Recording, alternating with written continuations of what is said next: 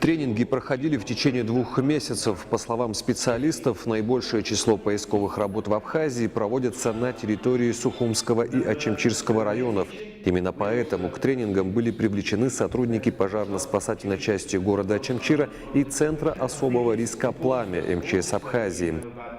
Впечатления о работе великолепные.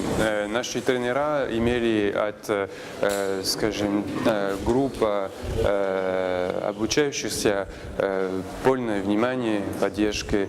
Они выявлялись профессионализмом в выполнении всех задач педагогического характера, а также очень заинтересовались всем технических аспектов, которые были им предъявлены во время сессии по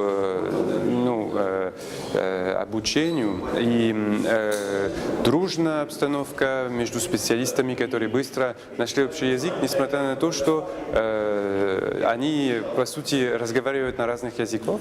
Это для нас было очень приятно увидеть. Мы с самого начала всегда чувствовали со стороны МЧС Абхазии сильная поддержка. Теоретические занятия чередовались с практическими в реальных полевых условиях. В этом году поиски пропавших без вести стартуют в июне и продолжатся до августа. Сотрудники МЧС, которые будут обеспечивать безопасность проведения работ, включены в поисковую группу впервые.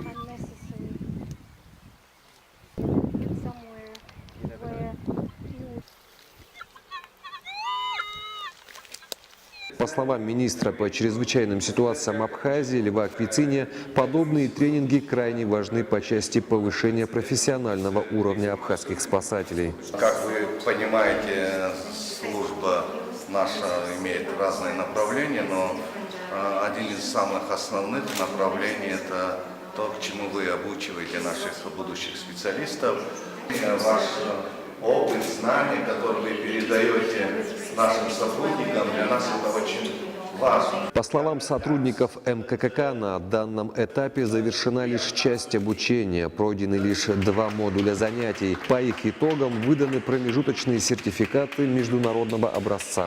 Во второй половине этого года тренинги будут продолжены, и уже по их завершении абхазские спасатели получат полноценные сертификаты на проведение профильных работ по обеспечению безопасности поисковых работ. Кроме того, миссия МККК в Абхазии передала в безвозмездное пользование МЧС Республики более 100 предметов, необходимых при проведении поисковых работ, начиная от бронежилетов и GPS-навигаторов и заканчивая носилками и медицинскими принадлежностями. Напомним, что поиски пропавших без вести миссии МККК в Абхазии ведутся уже 7 лет. За это время удалось обнаружить около 500 останков, из них более 200 удалось идентифицировать.